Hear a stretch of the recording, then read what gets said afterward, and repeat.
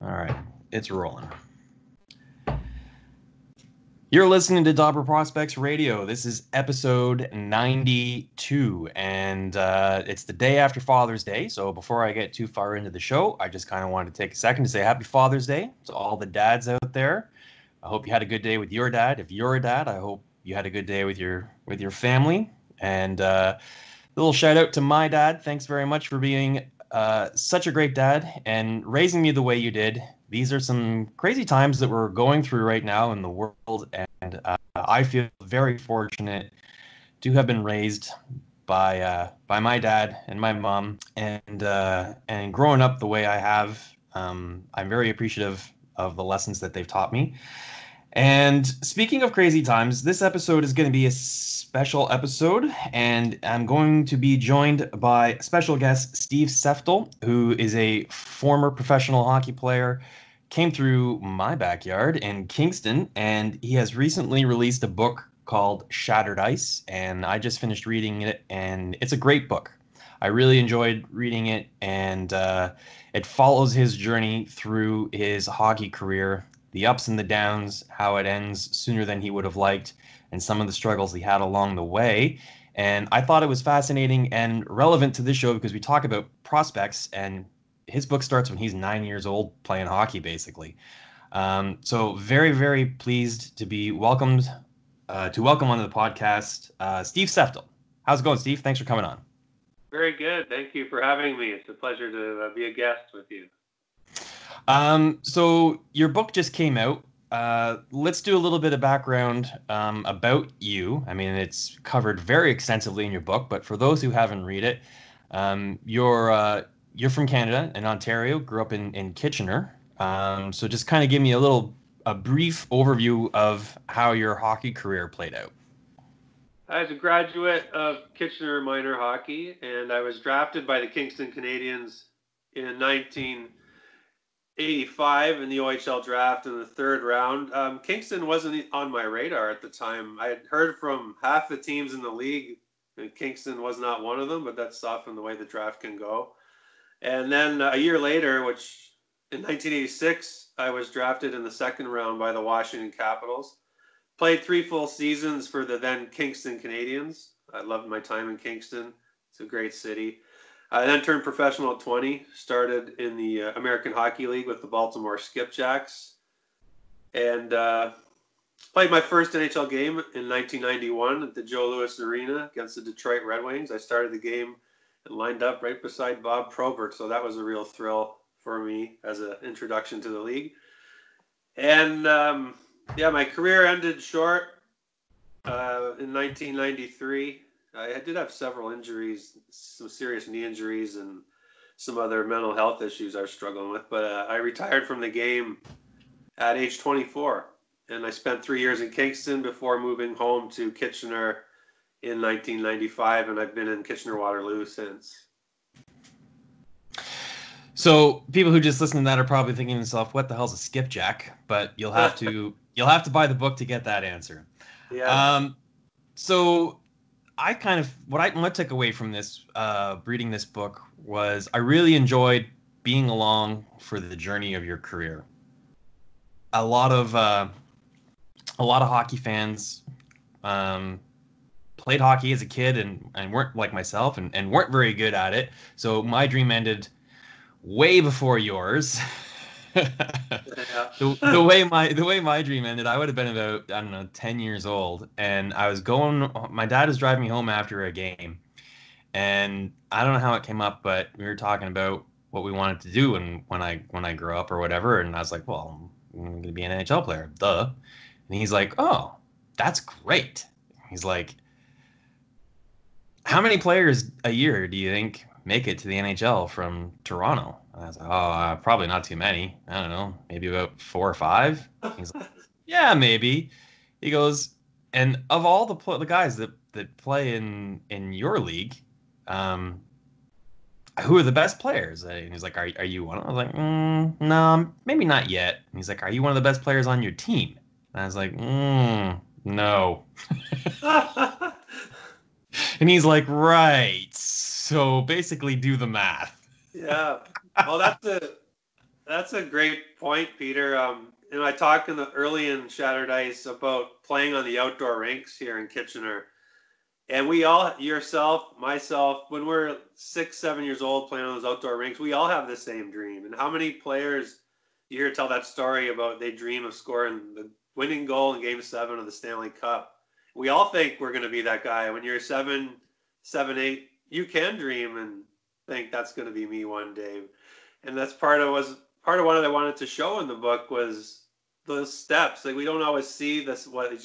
We talked earlier, what happens behind the scenes and the journey from that backyard rink to the National Hockey League. And it's not always an easy one, and it's a little bit different for everybody. Indeed. And it's kind of another term that I heard when I early on my earlier days in the press box is one of the Kingston Whig Standard writers said to me, it's the rule of 2 and 20. There's two guys on a team that have a chance of in the OHL of playing in the NHL, and there's 20 guys that think they do. Yeah. That made me think of the story my dad educated me with many years ago. Yeah. So the book is about your journey as a hockey player through junior and then into your pro career. And as you mentioned, spoiler alert, it ends a little early for you.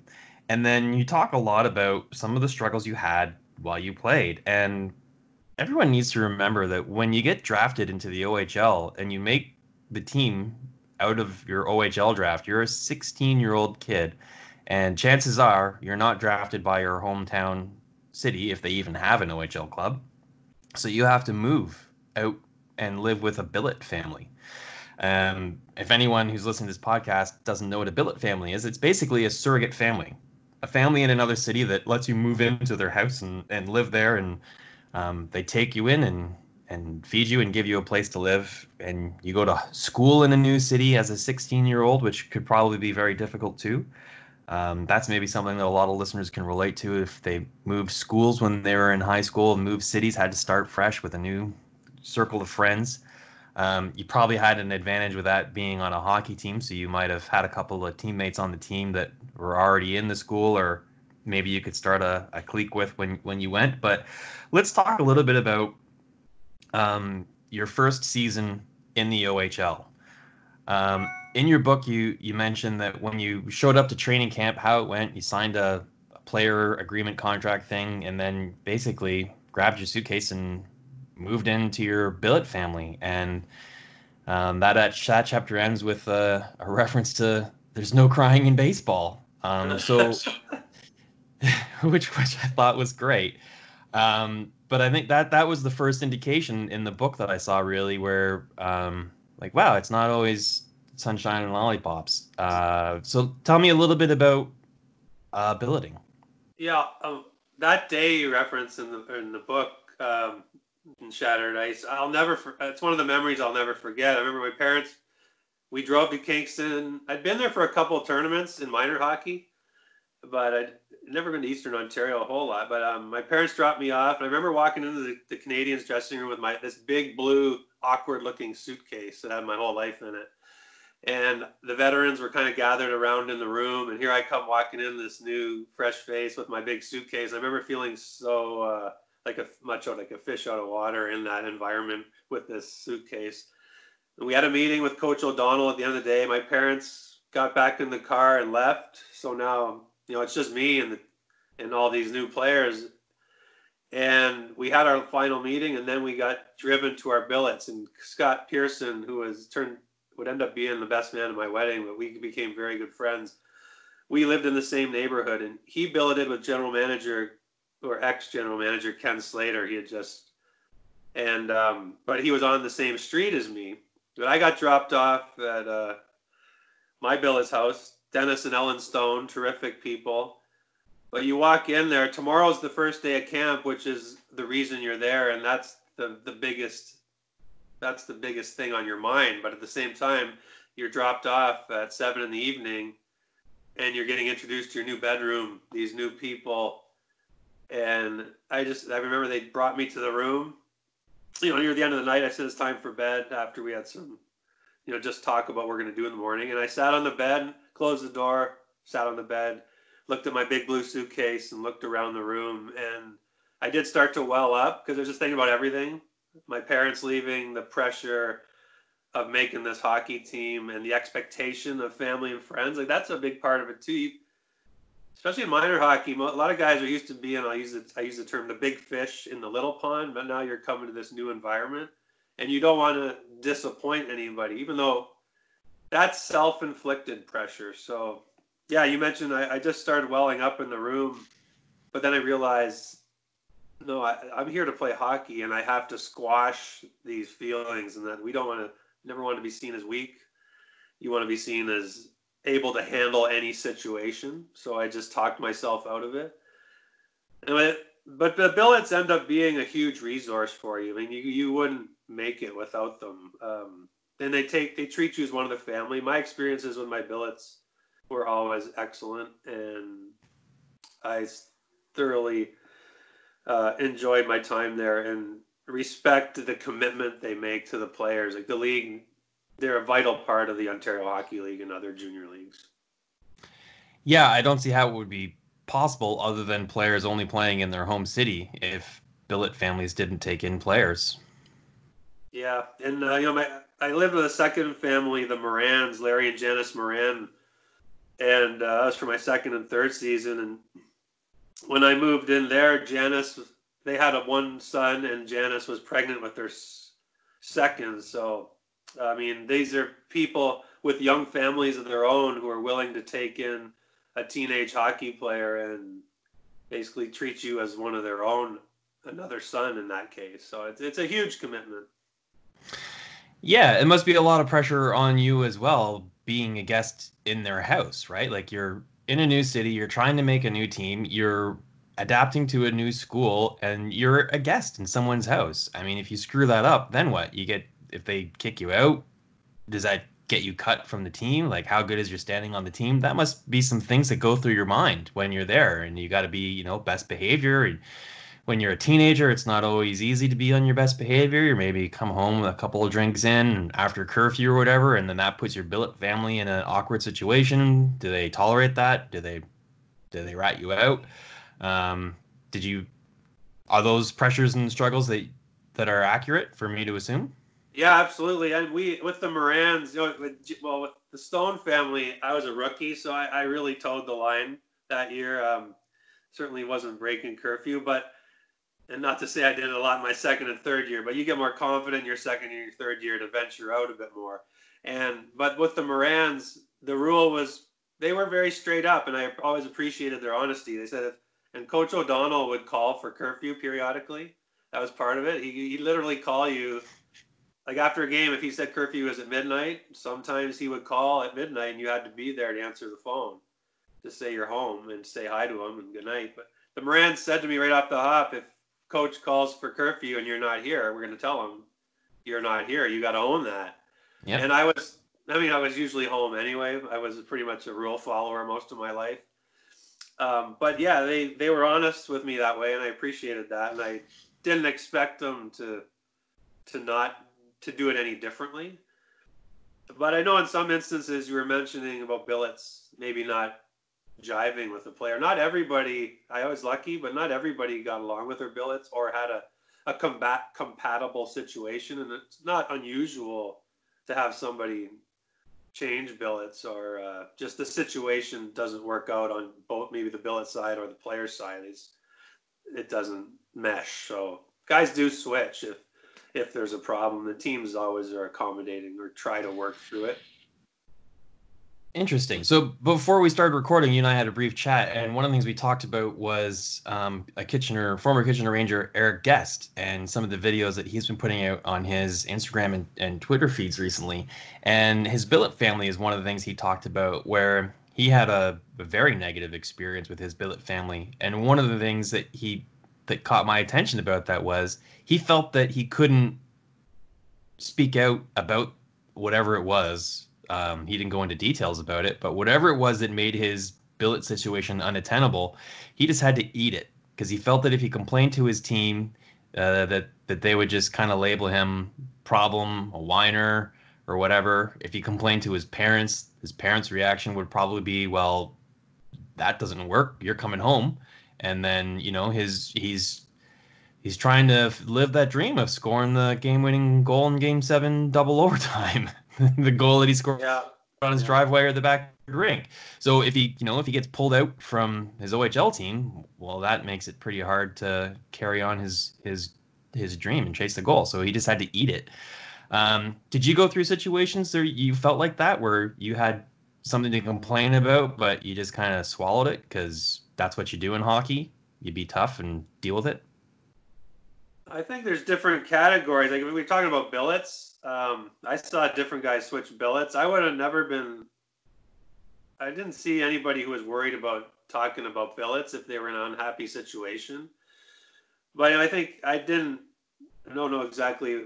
Yeah, as you said, the specifics of what Eric Guest was talking about. Even though I did watch that message he put out there, which is about 13 minutes long.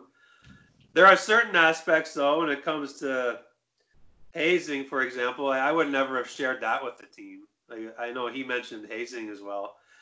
When it came to my living arrangements, I would have had no problem talking about my billet to my coach or the general manager. But if it came to things that happened amongst the team as a group of 20 players, I wouldn't have shared any of that with. I wouldn't have been comfortable sharing that with a coach, and I think that was something he alluded to as well. And I would have agreed with him on that. I wouldn't share any of that information. Kind of the old saying was, what happens in the room stays in the room, and maybe that's not these days as we're reevaluating where we are as a society on a number of fronts. That seems like a mantra that doesn't work anymore. Yeah, so in terms of hazing, that's something that's a real buzz in the junior hockey community right now with what Eric talked about and being forced into a bathroom and as a 16-year-old rookie and the 19-year-old veterans that are NHL drafted forcing him to take drugs before they would let him out of the bathroom at 16 years old at their first team party. And then at the same time, you've got Daniel Carcillo launching a class action lawsuit against the CHL for what he had to endure in his rookie season with Sarnia Sting in the OHL, a little bit closer to home. Now at the same time, Guy Flaming from the Pipeline Show received a message from an anonymous player and alumni from the WHL, and he said the exact opposite. He said, well, I don't discount the stories that happened to Dan Carcillo, and it's tragic that happened to him.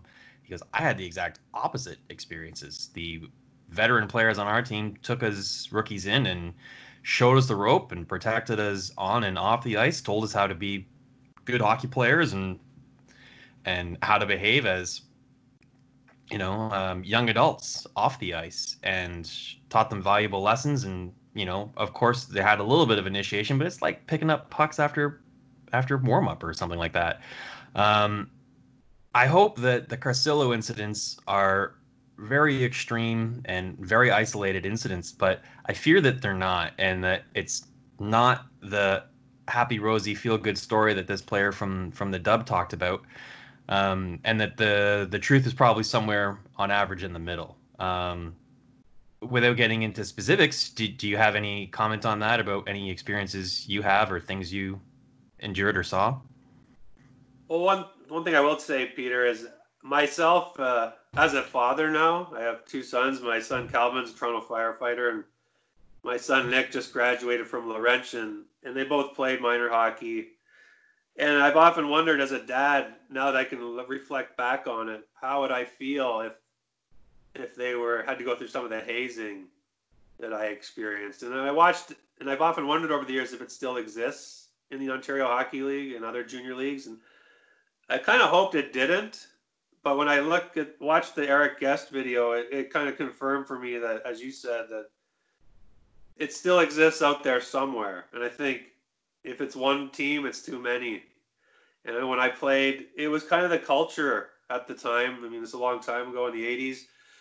But the culture was, as a rookie, you kind of had to earn your stripes. So at the beginning of the year, there were certain things you had to do, or you were made pretty clear that you were a rookie, and as such, you weren't quite treated the same as the other guys. But we didn't look at it. We didn't always look at it negatively. I mean, but I think every team, every situation is different. But I know there were times when it did bother some of us, and but after Christmas, and I know in my situation, at that point you were a group, a team, and nobody was a rookie anymore. That was kind of one of the things we said after Christmas, that we were all, you were no longer a rookie. You're still a rookie, I guess, in paper, but as a team, we were a unit. But I think every situation's different, and it's. But I think it's something we have to look at. It's not only hockey. I've heard, you hear stories in university sports and different workplaces. But we're talking about hockey here. But if it exists, I think it's something that we really need to address. And you mentioned about the age of these players, and that's something I've thought about. Like, I've talked earlier about Scott Pearson being him and I living on the same street together, and I was fortunate that we were both rookies, so we were in this boat together, but we were together all the time, so we could lean on each other. But he was 15 years old when he came to the OHL. He was an underager, and I had just turned 17, but he had a late birthday, so he wasn't 16 until December. And you think you got 20-year-olds who are over ages and 19-year-old. They're men. They're young men, but they're men. And these 15 and 16-year-olds are still boys. And so it's a wide scope, and you've got guys who are of age to drink, and you've got them all together in this tight unit, and sometimes it doesn't always mesh well. Yeah. And hazing isn't something that's, like you said, it isn't unique to hockey, but hockey is not excluded from it, unfortunately.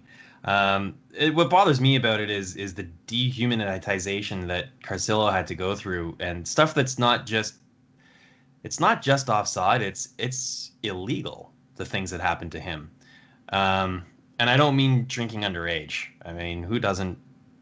If you're 17 years old and you're drinking, I think that's pretty normal. But being forced to do things, and the things that Carcillo had to go through, they're really terrible. And they can lead to, like in his case, long time mental health issues. And Eric Guest went through mental health issues, and he was in a home for a while trying to work through his issues, and hopefully he's in a much better place now. And I think you went through some issues too. I don't think they were hazing related, but anyways, that's enough about hazing. I think that's a subject for a different podcast than this one. But it does kind of segue into fighting in hockey a little bit. And every time I talk to a former player, I always like to ask them what their thoughts are in fighting in hockey, because I've had a number of conversations with my friends over beers about the value of fighting in hockey.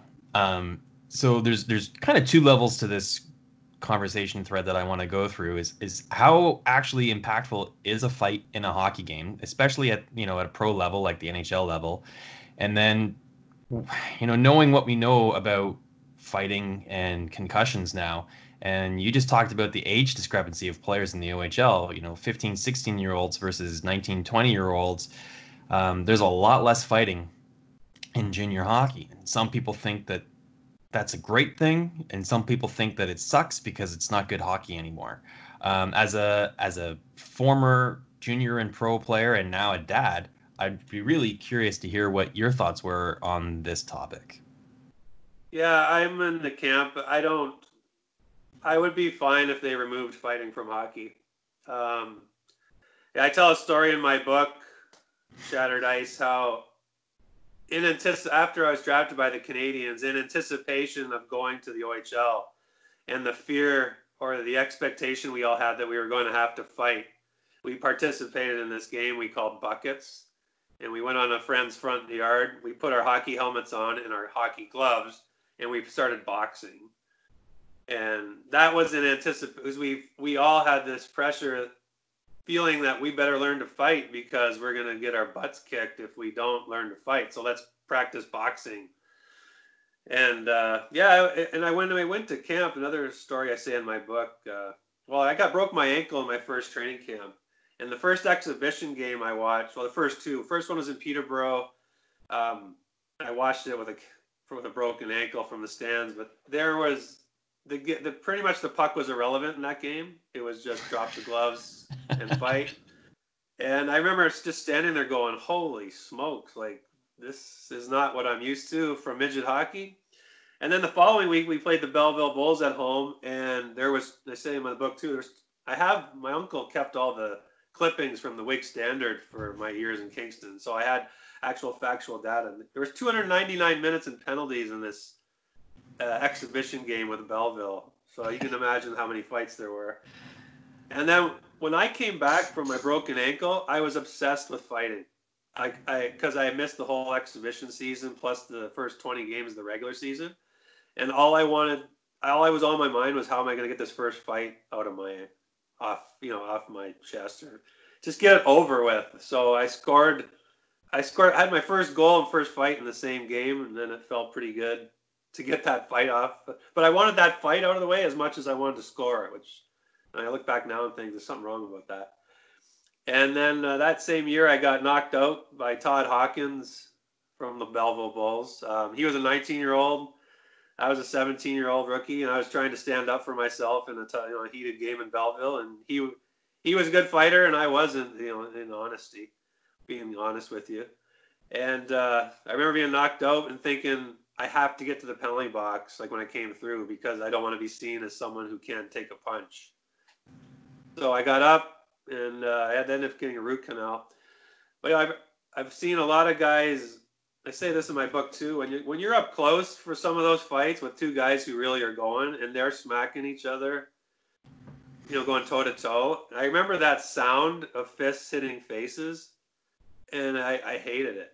I couldn't, like, sometimes be in front of your bench, and you would hear the fist to face on that bare skin, and I hated it. And I watched a lot of people say you can't get hurt in a fight. It's the farthest thing from the truth. I'm tired of hearing that line. You can get hurt in a fight, and the only thing that hasn't happened, well, maybe it happened once. Thank God, but a fatality is the worst thing that could happen. It's rare. We've had a couple instances over the decades, and so to say you can't get hurt in a fight is just not true. So, I understand why fighting's in the game, and when we say that the players have to police the game. And sometimes you'll hear people say, players just got to blow off steam in these heated games. But I always look at football players, and that game is just as tough as hockey when it comes to physical contact. And imagine if Tom Brady got run by a big old linebacker from the Buffalo Bills, my favorite team.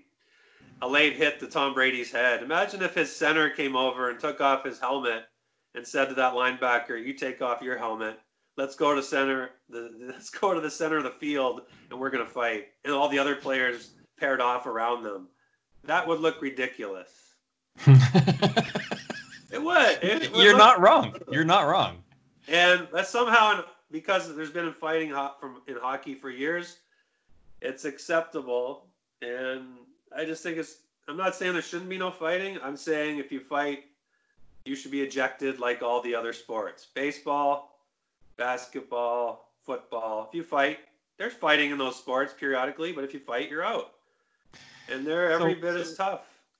Yeah, so an argument that's for pro fighting, you talked about players policing. So, I've heard stories where, a team's taken shots like, I think it was Cornell on the Suspendables podcast was saying that, they were playing Los Angeles in the conference finals, and Marty McSorley was taking runs at Doug Gilmour, and I think it was Wendell Clark went over to their bench and said, "Hey, if you guys keep taking runs at Dougie, we're gonna kill Wayne," and that was the end of the runs on Dougie.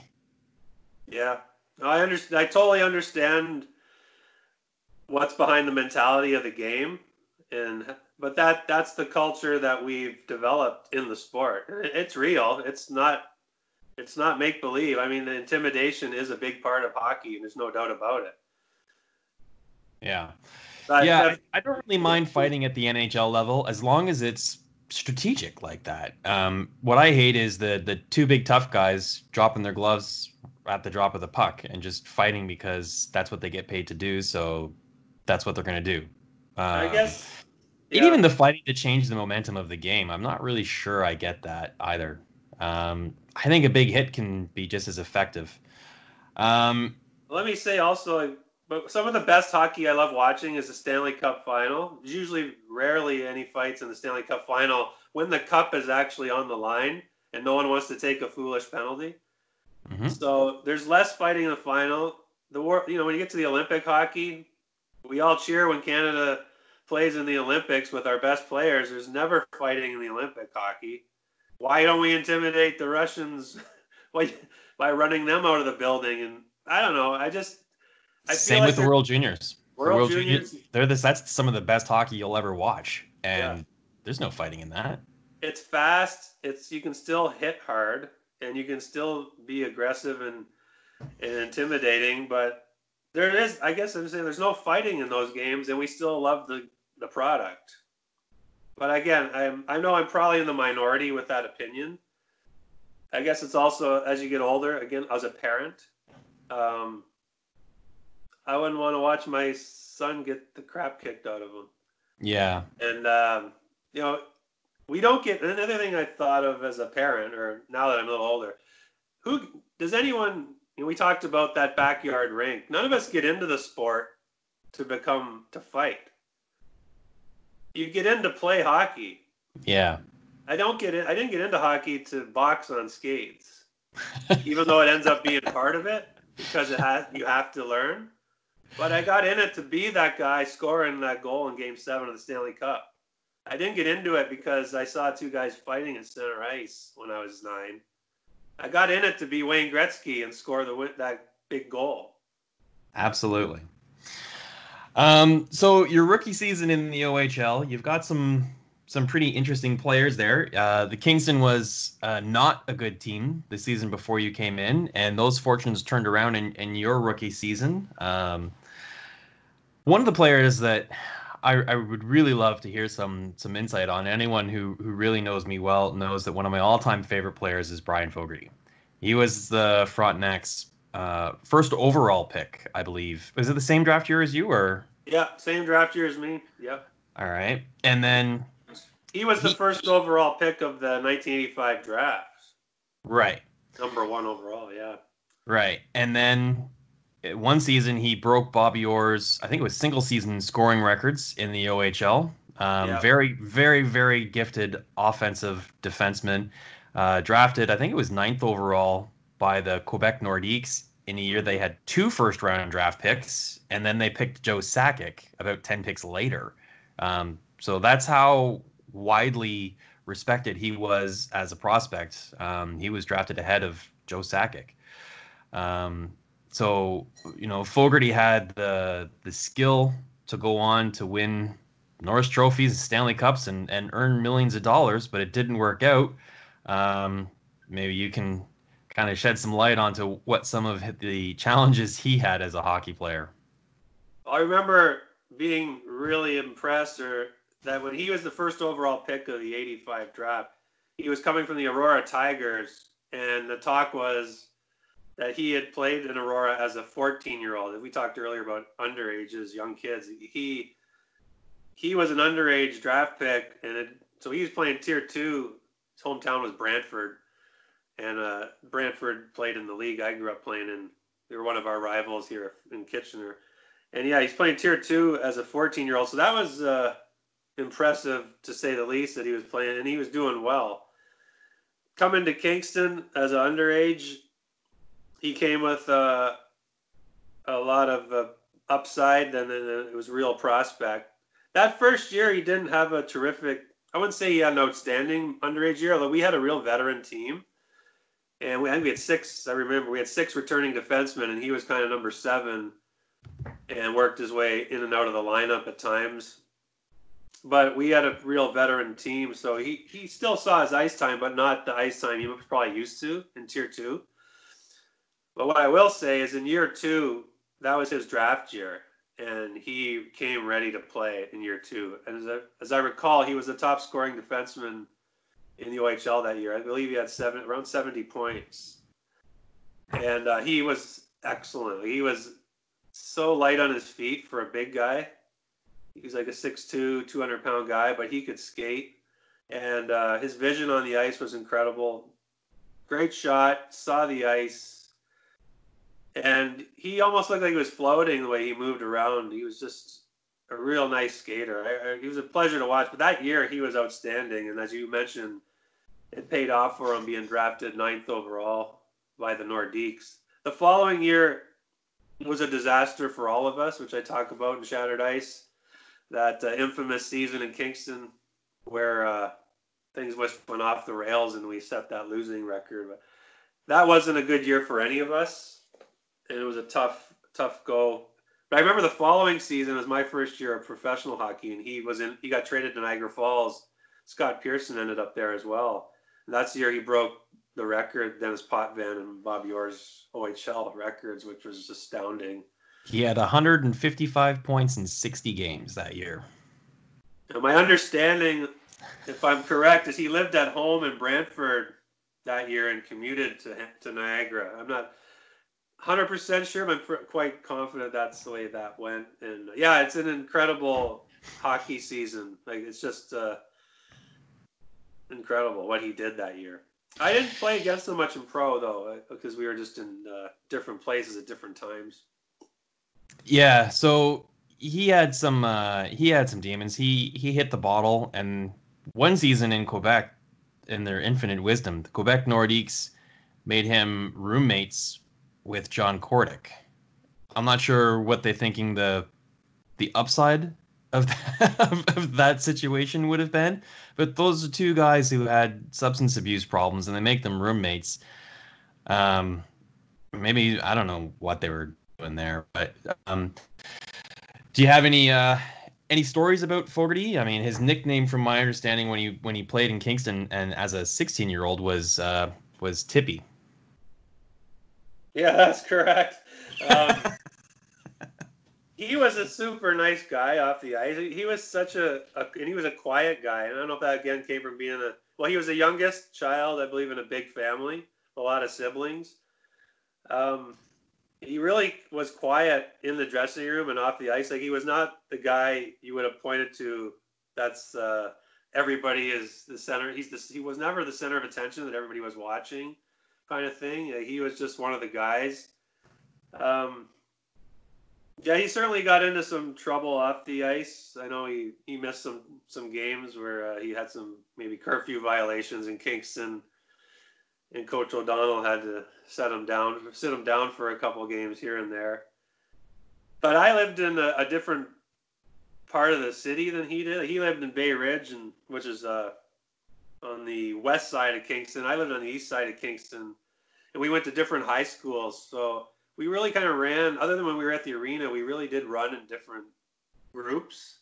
And there was only 3 of us out in this part of town where I lived over. We went to LaSalle Secondary over there in that side of town. It was only myself, Scott, and Brian Verbeek. So I did run in some different circles, but I know the last year, we were just trying to survive as a team. And it was a really trying season, and I don't think any of us came out of that last season feeling very good about ourselves, including myself. Let's talk a little bit about your draft here. So the NHL draft is it's never been popular and more popular than it is now, in my opinion. And a lot of hype all season goes towards the draft, and there's all kinds on the internet now. There's all kinds of people like myself and Dobber Prospects and so on and so on and so on and so on that do draft rankings. Everyone and their pet seems to have their top 31 draft rankings every year. So there's a lot of pressure on players when they're in their draft year. Now, when you were playing, the internet wasn't a thing. Did you still have a lot of pressure? Were there still draft rankings or what was your experience like as a junior player in your NHL draft year? I totally agree with what you just said there. There was no Twitter, well, no internet, no Twitter, no Instagram. Everything is magnified today. So it was there in the back of my mind, but I wasn't hyper focused on it. There wasn't a TSN draft show, at least that I remember, or halfway through the season, and then again, early, mid, and end of season prospects list. Even though there would have been with Central Scouting, but I wasn't seeing it in social media or on TV all the time. And I think for me as well, I had a I broke my ankle that rookie season. My whole focus was just getting back in the lineup and playing a regular shift, which I started to do after Christmas. And I was trying to just keep getting better and better and having a role on my team. And I wasn't thinking too hard about the draft because I was just thinking about succeeding within the Canadians. But that was actually a blessing because I was only focused on my day-to-day playing. I didn't let that other outside stuff really penetrate me because it just wasn't in my thought process at the time, and it actually worked out okay. And at the end of the year, I had played quite well in the second half, and then the scouts had noticed, and because of the way I played, I moved up quite significantly in the rankings, and it was fortunate to be drafted in the second round. Tell me a little bit about the draft day experience. What was that? What was that like then? I've been to about 4 or 5 NHL drafts now, so I've seen what it's like at the draft, the media, and some of the players and their experiences. But what was yours like? So I had just said that leading up to the draft during the hockey season, I wasn't really aware of it, but of the draft. But when I got to the draft, that was intense. There was no denying that. We took a train from Toronto to Montreal with my agent, Rick Curran. My parents came along, and I felt the pressure at the draft for sure. It was at the Montreal Forum, so taking the train to Montreal was a lot of fun with my parents. And then once we got to the hotel, there's agents, GMs, coaches, all milling around. Guys are doing interviews, and we're all in this, one hub. And I definitely felt the pressure, and I roomed with my Kingston teammate Mark LaForge, who was also a client of Rick Curran and Bernata Sports, who was also Bill Waters, and Rick Curran ran Bernata Sports. And walking into the forum, it was amazing. Like I was in awe seeing the draft floor with all the tables for the teams, the stage, and then having tickets to our seats, and everybody sitting there. And knowing you're all there for the same reason, hoping to hear your name called, there was pressure, and I was fortunate. Again, being drafted in the second round, it happened quicker than it does for others. But it was one of the most memorable days of my career for sure. Yeah, for a lot of players, it can be the highlight of their career, even if they're drafted in the first round. That can be the pinnacle of the achievement of their career, that draft day experience. It is really quite an event, and it's very special. It's my favorite event of the year, personally, and I don't even play hockey, so I can only imagine what it would be like to be a draft eligible player at the draft. It would just be a crazy emotional roller coaster.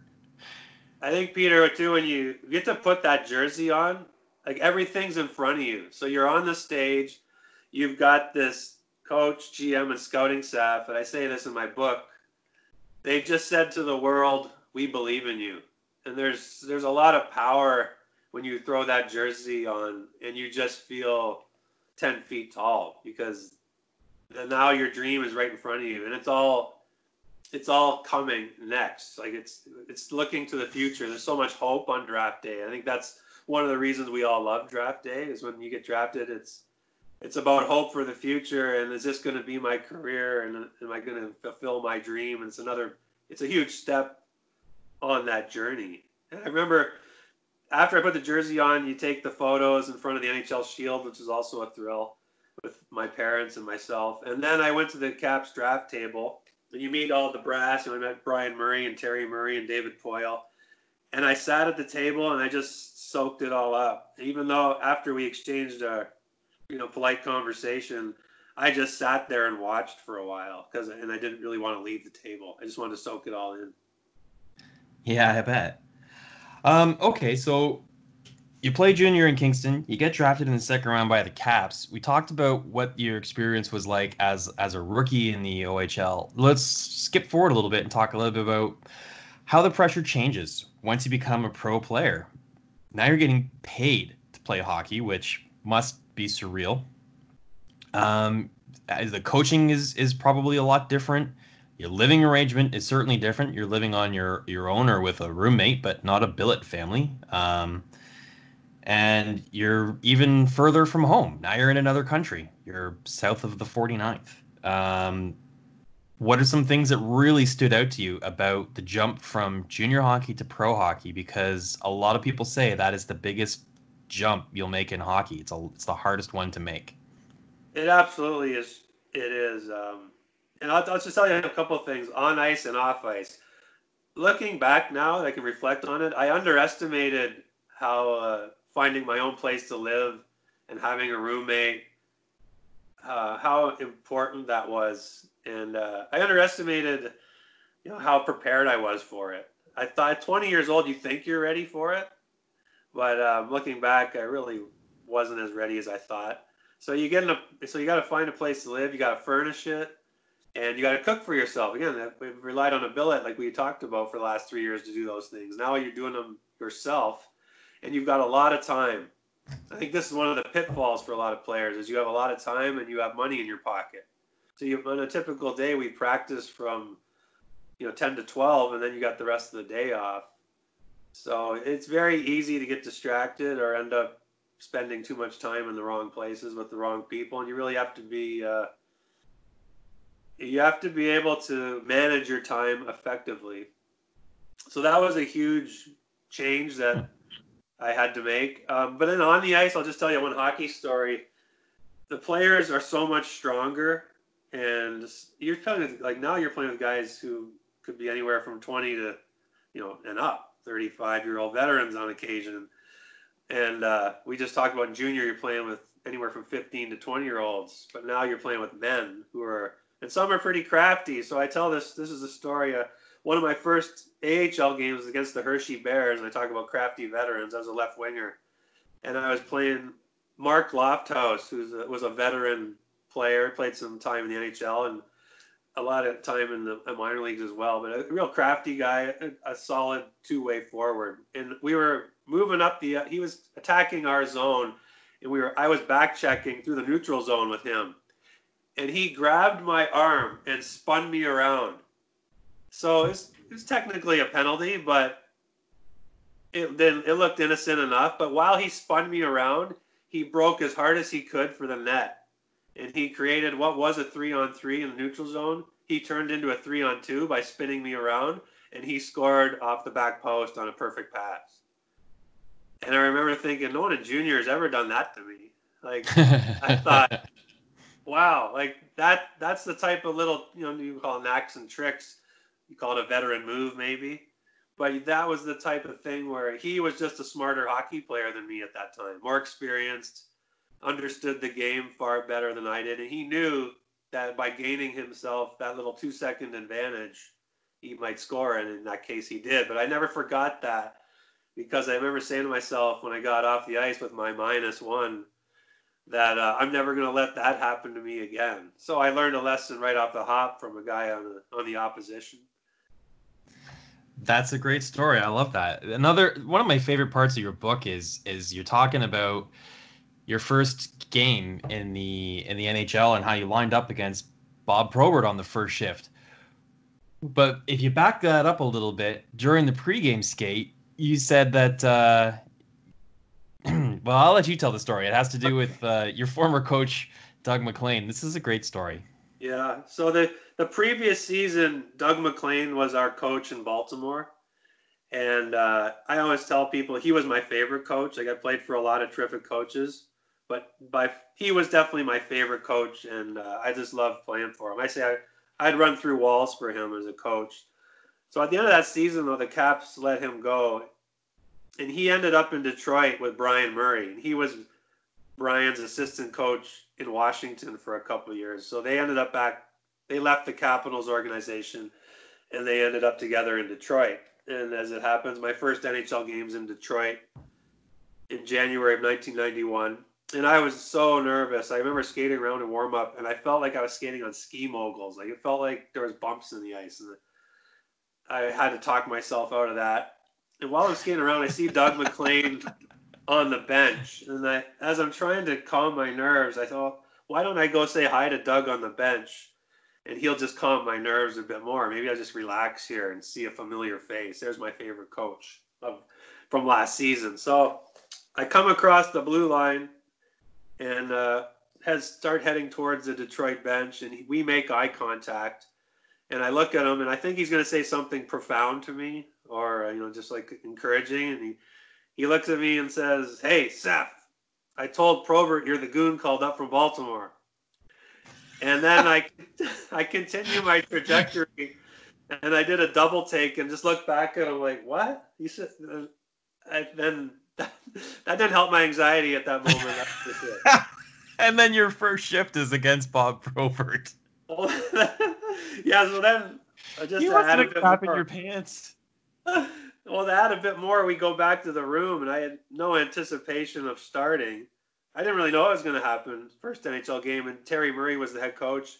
And he goes, "Here's our starting lineup: Hunter, Seftel, Druce." So I'm starting with Dale Hunter at center, who's a feisty player in his own right.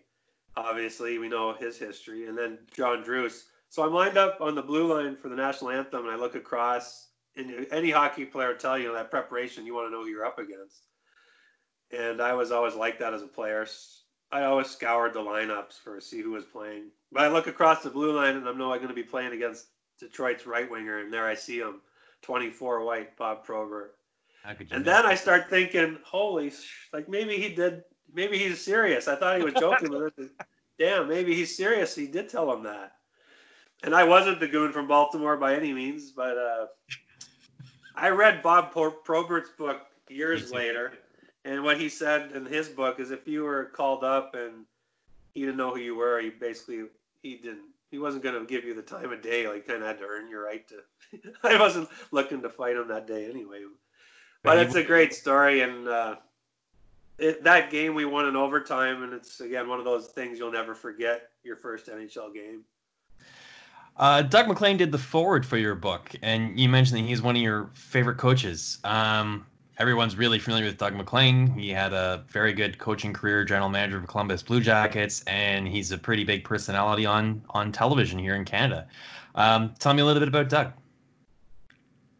He has a PhD in educational psychology, which I didn't know till I started researching for my book.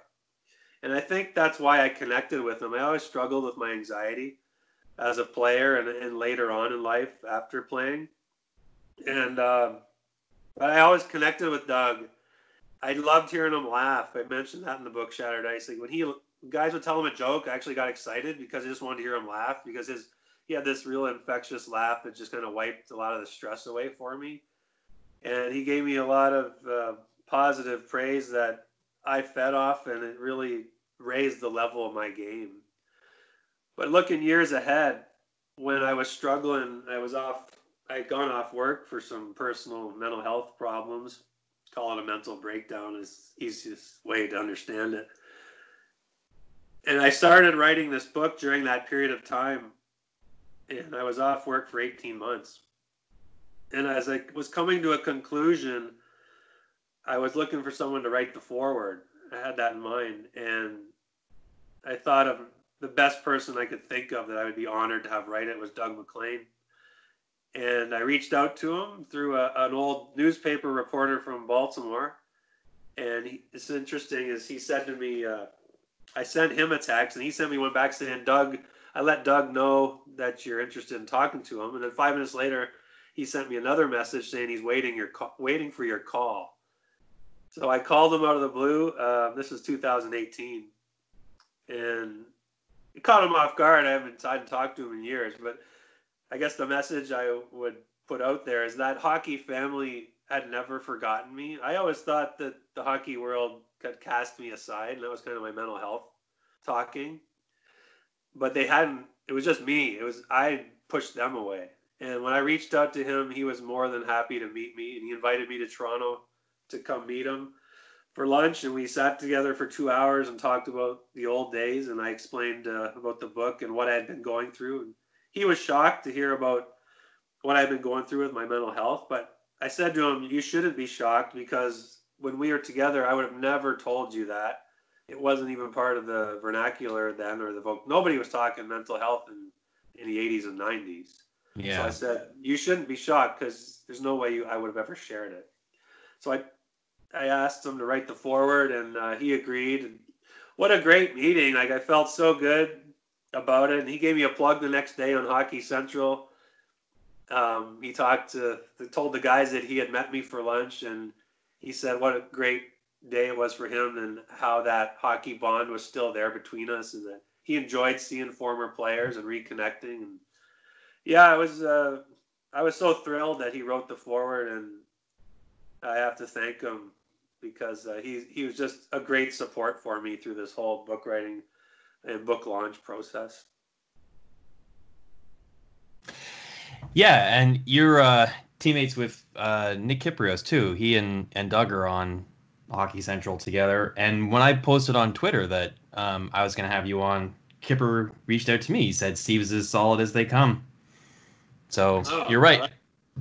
That community is tight, and it's a really giving community. I mean, I don't really consider myself to be anywhere close to part of it. I'm just a fan who does some writing and has a podcast.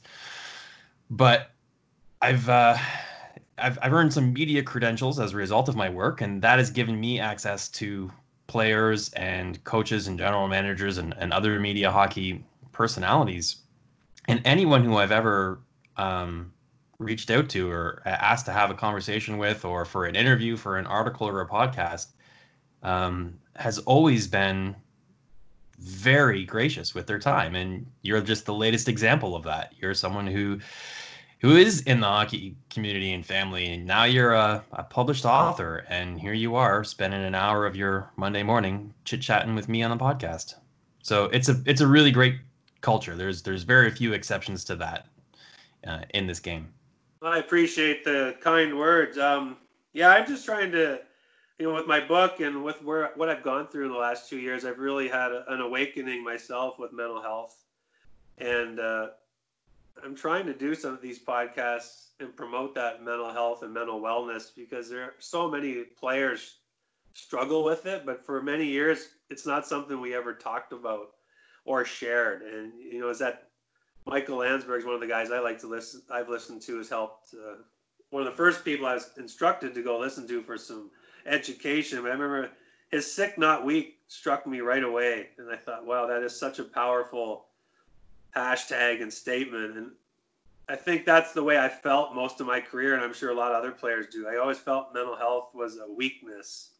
I never believed it was an illness, although no one ever told me it was. I thought it was a weakness, and I thought it made me not less of a person, but not worthy of certain things. But it's an illness that I had to deal with, and now that I've dealt with it, I'm in a much better place as a person, as a dad, as a husband, than I was prior to dealing with it. So if I can reach anybody out there, and even if it ignites something in them that motivates them to go out and get some help for something they're dealing with, it's a positive thing. I'll tell you a short story too. I had a book signing last fall in Kingston, and I went to college in Kingston prior to moving here after hockey for a couple of years. And I left because of some anxiety issues I was having at the time. But one of my classmates came up to me at a book launch, and he's living in Kingston now, and he shared his story with me.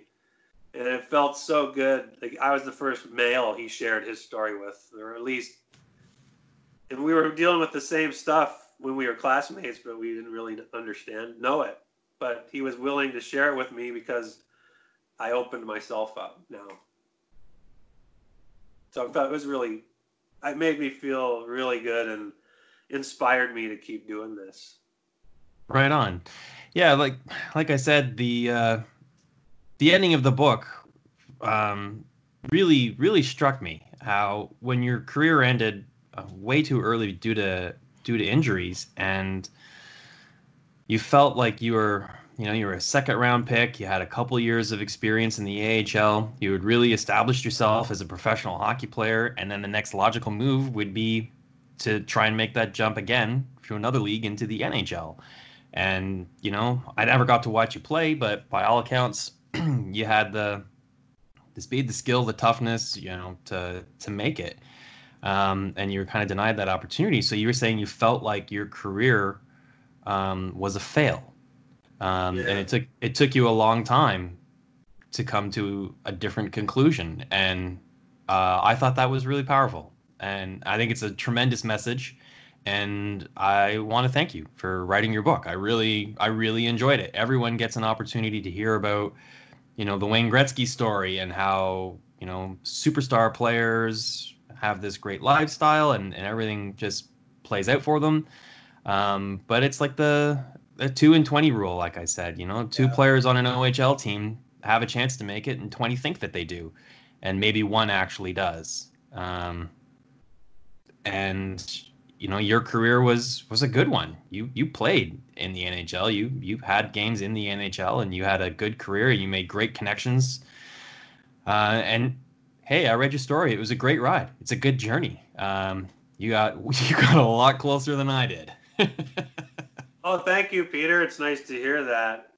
I think we're preparing players better as well for the end of their careers. That's something else we need to focus on. So many of us, like I said, we talked earlier, we all have the same dream, but when it's over, it's a now what situation. And sure, some guys have a smoother transition than others, but I think we certainly need to do a better job of preparing players for what they do when they're finished. Yeah, not too many players retire from hockey. Most of them are retired. Yeah, that's true. And they're usually quite often just not sure what they're going to do next, and it's a difficult transition for athletes. Yeah, I understand. Another story Russ Courtnall shared on his podcast recently was when he retired, he lived in California, and that was amazing for him because no one in California knew or cared what he did. Right, like he had a group of friends that he'd have coffee with every morning for an hour. And they were all in suits or whatever, and he's in jeans and a t-shirt, and they go off to work. And one day, one of the guys said, "Don't you have somewhere to go, Russ? Like, what do you do?" And he's like, "Oh, I'm a retired professional hockey player." And he's like, "Oh, cool. Well, see you tomorrow." Oh, yeah. Right? He goes, "But then you retire in places like Kitchener or Kingston, and everyone, you run into people in the grocery store or whatever you're out and about, and they're like, 'Oh man, you're Steve Seftel. You played hockey, man. It's too bad why aren't you still playing? You're good. You can play still. Why aren't you playing?' And it's like, well, gee, thanks, man." Well, one of my stories, when I was with my anxiety, I would literally, even funny you mentioned that, I would literally dodge people to avoid those questions you're talking about. Yeah. If I saw someone in the Cataraqui Mall in Kingston, I would literally turn and go down a different hall to avoid those questions. And I look back on it now. I mean, it wasn't, I regret that, but I wasn't at the time prepared to answer the questions or equipped with the tools. So, but yeah, it's true. It's tough, and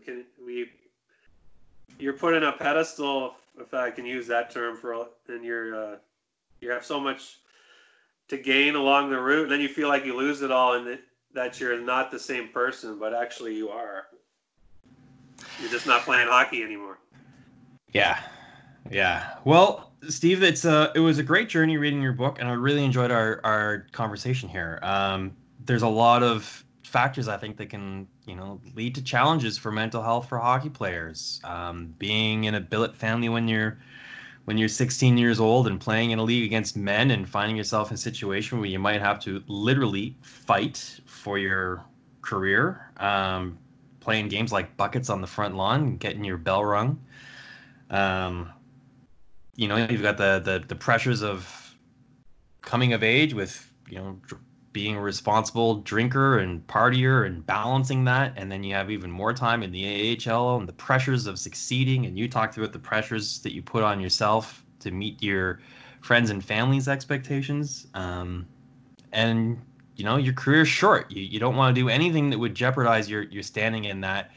And unfortunately, I think, hockey is a very bravado mentality. Hockey players are tough. Soccer players get flicked on the ear and they go down and writhe in pain for 20 minutes. A hockey player takes a 80-mile-an-hour slap shot and the gob spits their teeth out and goes down to block the rebound shot. Yeah, true.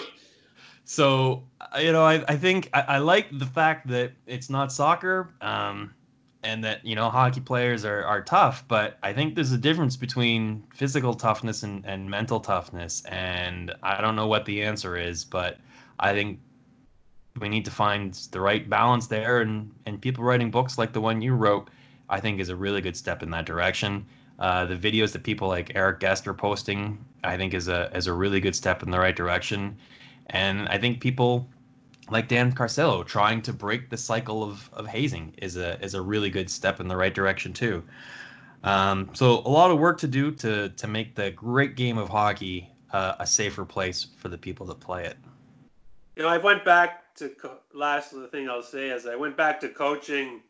My wife and son encouraged me to get back into the rink, and maybe we got to start at the youth level. And I talked earlier at the beginning, kind of bring it back to scoring that winning goal in Game 7 on the outdoor rink. I'm coaching 10, 11-year-olds the last couple of years, and they come to the rink with that glow in their face.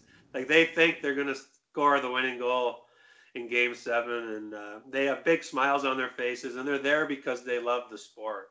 So it's a great game. It's a Canadian game. It's in our heart and soul.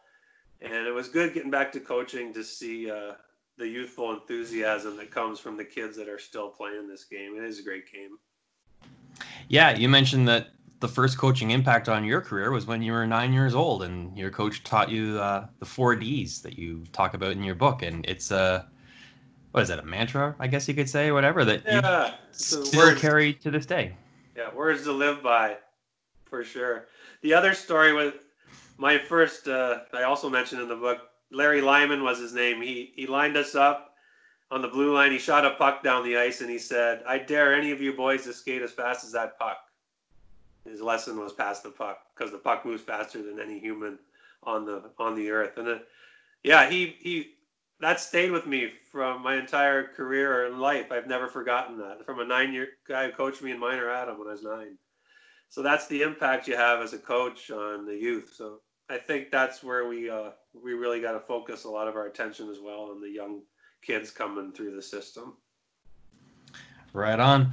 Steve, where can people find your book? Because I really encourage them to go out and buy it and support you and read the book. It's a great story. The book's on Amazon. You can also get it in Kindle and Kindle Unlimited. Last fall, I also recorded the audio version, so it's available on Audible as well if you prefer listening to your books. As far as bookstores, it's only in southwestern Ontario down here in my end of the province. But Amazon is the best place to get it. And I sold one in Australia and one in New Zealand because Amazon's is a global company. So that was kind of exciting too. Yeah, there's hockey players everywhere, man. I occasionally I'll glance at the stats page for my podcast, and I'm like, who is listening to this in Japan? Yeah. Wow, you're right. It is a global sport. Yeah. Well, I don't know. I think the Japan listeners would be transplanted Canadians would be my guess, but it's still kind of crazy to see some of the countries that people are listening to this podcast in. I never thought anyone in like South America or anywhere would be listening to this, but hey, someone in Brazil is. Well, the fellow who bought my book in Australia was a transplanted Canadian from Prescott, Ontario, which isn't too far from Kingston, down in Eastern Ontario. And so, yeah, you're right. There's hockey fans all over. Indeed, there are. Steve, I really enjoyed spending some time with you talking about your book. And next time you're in Kingston, if you come to a Frontenacs game, I'll buy you a beer, man. Thank you for having me, Peter. It was a real fun discussion. Indeed. All right, so that wraps up this episode. Thanks for listening. You can follow this podcast on Twitter at DPR_show, or if you want to follow me, it's at Farling, PHARLING, and Steve is at SLSEFTEL. So give Steve Seftel a follow on Twitter and buy his book too. You won't regret it. That's it. We'll see you on the next show.